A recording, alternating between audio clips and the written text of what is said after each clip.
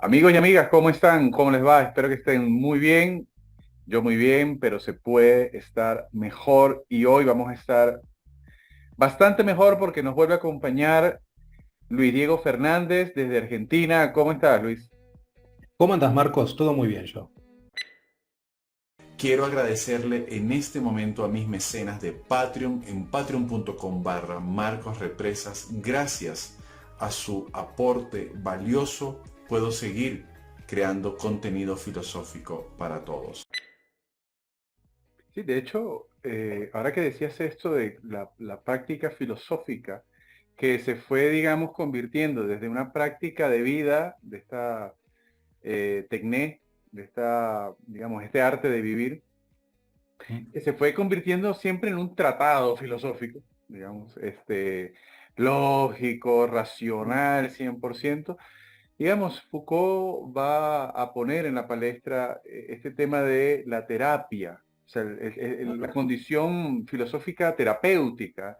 Ujú, Cómo analiza, por ejemplo, el tema de la gimnasia que tú decías, los ejercicios, ujú, el meletai, la ujú. meditación, digamos. Tal cual. Es decir, el arte de vivir filosóficamente, digamos, Mm, a cómo se entiende, digamos, en líneas generales hoy, mm.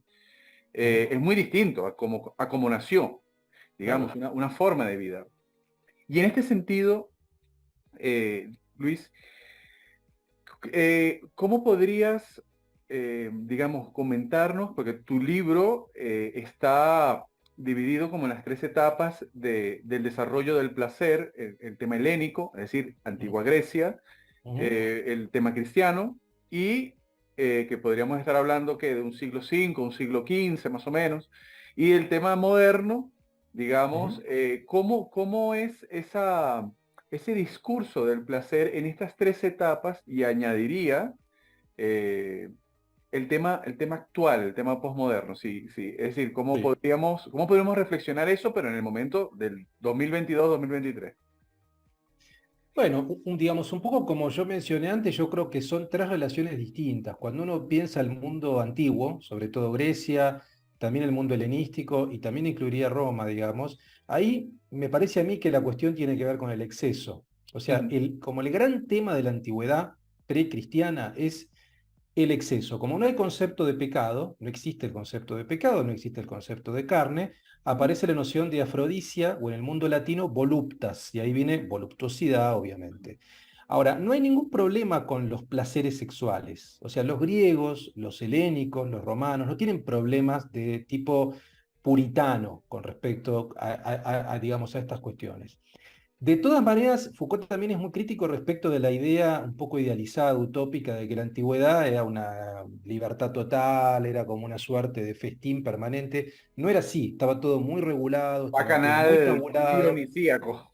No, digamos, no, estaba todo muy regulado, también por pautas muy aristocráticas, porque no hay que olvidarse que la sociedad antigua era una sociedad muy aristocrática y donde había un modelo viril guerrero, que era Ujú. un poco el vector de la ética de aquel momento. Entonces, por supuesto que había vínculos sexuales entre hombres, pero eran vínculos muy particulares. Era un hombre adulto, noble, con un muchacho de una buena familia también. Ese vínculo podía incluir sexualidad, pero en el fondo digamos, como una visión formativa, había una visión pedagógica de formarla en la virtud guerrera, digamos, al muchacho. Entonces, esto es importante para marcarlo. Entonces, un poco en esa etapa, lo que yo te diría es que el vínculo con el placer, lo que tenía que evitar era el exceso y dar cuenta del gobierno de uno. Uno no podía gobernar al pueblo. Esto se ve muy bien en textos como los de Marco Aurelio, un filósofo estoico al cual Foucault le dedicó muchos, muchos trabajos y que le interesaba mucho. Cuando uno analiza las meditaciones de Marco Aurelio, se ve muy bien esto, digamos, ¿no? Uno no puede gobernar si no se gobierna a sí mismo. Es alguien impropio, digamos. Si vos no Ujú. gobernás tus pasiones, sobre todo, porque la pasión es un gran problema. Uno tiene que pensar que el modelo, por ejemplo, de sabio estoico era el apático, Ujú. sin pasión, apatos, digamos, ¿no? Es lo contrario. Hoy hablamos del elogio de la pasión, digamos, está bien visto que uno sea apasionado. Bueno, en la antigüedad no, estaba mal visto eso, ¿no? Entonces, toda la primera etapa tiene que ver con ese análisis del exceso, porque el exceso te puede conducir al dolor, a la manía, a la muerte, a la locura. Bueno, ese era el problema. Eso cambia radicalmente con el mundo cristiano, digamos, ¿no?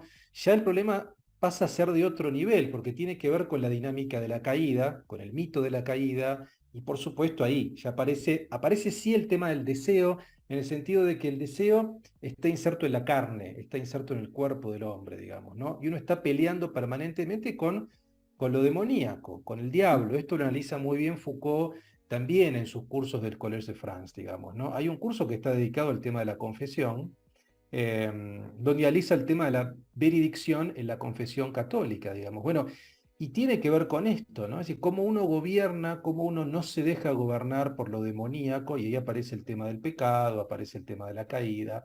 Entonces, ya no es el tema del exceso como en la antigüedad, es el deseo en sí mismo es problemático.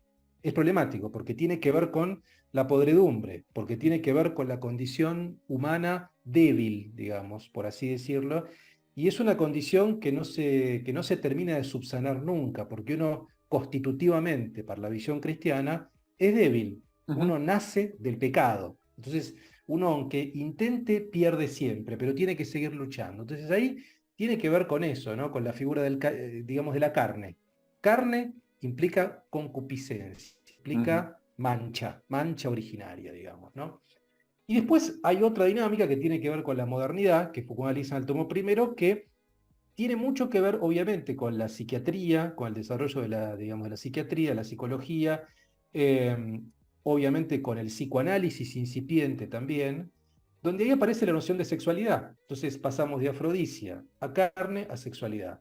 La sexualidad tiene que ver con el dispositivo de sexualidad, tiene que ver con la proliferación de identidades sexuales, de clasificación de identidades sexuales y sobre todo taxonomización de identidades o conductas, mejor dicho, normales. ¿Qué tipo de conducta es normal? ¿Y qué se hace con la conducta, entre comillas, anormal? Aparece la patologización, la Ujú. psiquiatrización, la hipotética cura. Bueno, es una aproximación, si vos querés, más bien médica punitiva también, Ujú. porque aparece la criminalización de determinadas actitudes. Entonces, son tres enfoques distintos sobre la cuestión de la sexualidad y el placer. ¿Podrías estar de acuerdo, digamos, si pudiéramos resumir en o sea, lo que te voy a decir es muy complejo, muy amplio como para hacer un reduccionismo tan severo, pero pudiéramos decir que en la primera etapa helénica, lo que, digamos, si hay una palabra, digamos, que pudiera describir, sería la autorregulación. En la segunda etapa cristiana sería la autorrepresión. Y en la tercera etapa moderna, ahí introduciríamos la culpa. Digamos, en este desarrollo de esos discursos, ¿crees que estas Mm. tres, digamos, nociones así, digamos, Mm. al calor de la conversación podría entenderse como para, digamos, eh, de comentarle también a la audiencia, bueno, algunas nociones que vayan cayendo al piso y que pudiera, a partir de ese término, o si quieres corregir, ¿Sí? que abra esa puerta de irse hacia esa reflexión de cada una? Yo creo que, bueno, por ahí lo que yo diría es que en la primera etapa, que es la etapa helénica, digamos, griega, helénica, romana, yo lo pensaría en términos de gobierno o de autogobierno, indudablemente, ¿no? De hecho, es un término técnico que Foucault usa en ese Ujú. momento, gobierno, gubernamentalidad. Sí, sí, claramente el tema de gobierno y de autogobierno. Y sobre todo de autogobierno de la pasión para evitar el exceso, Ujú. sin duda. En la segunda etapa, no, yo iría con la culpa en la segunda etapa, no en la tercera, Ok. porque me parece, y porque claramente si uno se analiza, si uno analiza lo que es el discurso cristiano, como diría Nietzsche, digamos, en la genealogía de la moral, Mm. claramente ese es el eje, es la culpa en tanto deuda, digamos, ¿no? Schuld en alemán es lo mismo, digamos, ¿no? Es la deuda con el creador, ¿no? Uno tiene un vínculo culposo desde la creación, porque uno no pide nacer, por tanto, al recibir la vida, es como si uno naciera en rojo, digamos, como si va al banco y ve que está en rojo la cuenta, bueno, y tiene que estar todo el tiempo tratando de subsanar esa deuda originaria, esa Ujú. culpa originaria. Eso, desde el punto de vista moral, implica un condicionamiento sobre tu forma de vivir. Claro. Hay un creador que me dio la vida y que me exige, porque me la dio, vivir de determinada manera. Entonces, tengo culpa si me salgo de esa codificación. Entonces, para mí culpa tiene que ver con la segunda. Y por ahí la tercera etapa, lo que tiene que ver con la modernidad, yo lo pensaría ahí respecto de lo normal y lo anormal, ¿no? La Ok, normalidad, porque un ok. poco lo que se empieza a jugar ahí con el discurso psiquiátrico, Ujú. punitivo, jurídico, es cómo clasificamos, ¿no? Las conductas en general, pero en este caso las conductas sexuales, digamos, como conductas normales y por tanto anormales. ¿Cuál es ese prisma, ¿no? Entonces, yo creo que iría por ese lado, me Claro, parece. ¿dónde está la frontera? ¿Dónde está la frontera? Que es una frontera muy lábil, porque si uno se pone a pensar, ahí Foucault tuvo toda la razón, digamos, ¿no? ¿Qué tipo de cientificidad hay en el establecimiento de este tipo de pautas? Si hoy vemos que, no sé, hace 100 años un homosexual era un criminal y hoy es absolutamente integrado y se puede casar y puede tener hijos en muchos países, digamos, ¿no? Es decir, ¿qué cambió? Porque Claro, la conducta es la misma, o sea, es claro. la misma conducta, digamos. Ahora, indudablemente lo que cambió son las relaciones de poder, la Ujú. sociedad, sin duda, las instituciones. Entonces, no hay nada objetivo allí, lo que hay son correlaciones de fuerza que se modifican, ¿no? Quiero hacer esta breve pausa para decirte que ya está publicado en Amazon mi trilogía filosófica llamada La Guerra Perpetua. Es un análisis Foucaultiano del poder, del saber y de cómo, sobre todo, se puede hacer resistencia al poder. Te voy a dejar en la tarjeta, en la descripción y en el comentario fijado el link de Amazon para que puedas descargarlo de forma gratuita si estás afiliado a Amazon Kindle Unlimited, o puedes adquirirlo por solo $2. Bien, vamos a hacer esta pausa para decir que el texto de la creación del placer, cuerpo, vida y sexualidad en Michel Foucault está en la descripción, en el comentario fijado. Van a tener un link donde van a poder ver no solo el prefacio, sino el primer texto, el primer capítulo del texto. Van a poder comprarlo en línea si les interesa. Van a poder leer parte del texto y también quiero comentar que Luis Diego va a hacer un curso acerca de Michel Foucault y el poder. Si nos puedes explicar un poco para la audiencia, para los que quieran, Bien. digamos, no solo asistir, digamos, online, pero en Ujú. forma, digamos, presencial cuando lo estés dando, sino, digamos, posteriormente a que des el curso, también puedan ingresar y comprar el curso. Sí, cómo no. Gracias, Marco. Sí, bueno, un poco la idea básicamente es un curso que se llama Foucault y el poder, que va a estar disponible en la plataforma Cursar Virtual, donde yo doy curso ya hace casi 10 años.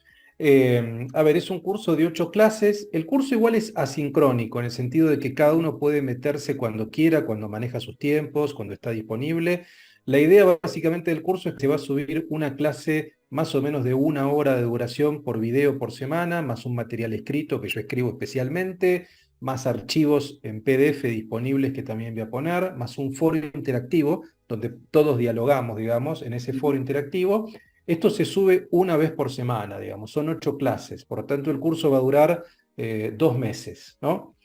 Esto arranca este 19 de enero de 2023, comienza el curso, así que pueden inscribirse, yo les puedo dejar, o si vos querés, puedo dejarle abajo el link para que se sumen, para que se prescriban, digamos. Ahí tienen todos los datos de todo el programa en detalle, los textos que vamos a ver, clase a clase, condiciones de inscripción, cuánto cuesta, el costo, etcétera, etcétera. Y obviamente para aquellos que tal vez vean el video un poco más adelante, ese curso igual después seguramente se va a subir a la tienda de Cursa Virtual, que también pueden entrar ahora si quieren. En la tienda de Cursa Virtual ya hay 12 cursos míos, 12 cursos que están ya completos, tipo pack, digamos, ¿no? ¿Ok? Si ustedes lo pagan, pueden bajarse ya las 8 clases con el material y también hay un foro, o sea que también pueden contactarme a mí. No es que simplemente se bajan, no, no, si tienen dudas, preguntas, me pueden contactar a mí en ese foro, ¿no? Ahí hay 12 cursos ya disponibles y el de Foucault y el poder se va a sumar a esos 12 cursos. Hay cursos de Deleuze, del Antiedipo, de Mil Mesetas, de Heidegger y los poetas, de Nietzsche, de estoicos, de epicúreos. Bueno, es muy interesante toda la oferta, yo creo que hay. Así que se pueden meter en tienda Cursa Virtual y ahí ya tienen otras opciones, ¿no? Buenísimo, porque precisamente te iba a preguntar acerca de cuáles son las diferentes ofertas que tienes en los cursos. Sí. Buenísimo. Luis Diego Fernández, muchísimas gracias por acompañarnos en esta conversación genial, como siempre, muy, muy profunda, pero muy clara, eh, acerca de la obra de Michel Foucault y de la exposición de tu libro, la creación del placer. Ujú. Luis Diego, si pudieras darnos, por favor, las palabras finales para despedir a la audiencia del canal, sería genial. Muchísimas gracias, Luis. No, bueno, yo estoy súper agradecido con vos, Marcos. Gracias otra vez por invitarme a tu canal. No, bueno, simplemente espero que les interese el libro, espero que lo lean, digamos acá. Esta es la edición física, obviamente, está editado por Galerna. Es un libro más breve que Foucault y el liberalismo, pero yo creo que es un complemento a Foucault y el liberalismo. Foucault y el liberalismo es un libro de filosofía política Ujú. y este siempre digo que es un libro de ética. Me parece que política y ética, ¿no? Esas son un poco las dos vertientes que estoy trabajando a partir de Foucault. Así que ojalá que lo lean, ojalá que lo debatan, que les interese y simplemente estoy muy agradecido. Muchísimas gracias, Luis. Estamos, ojalá, pronto para una nueva conversación. Gracias.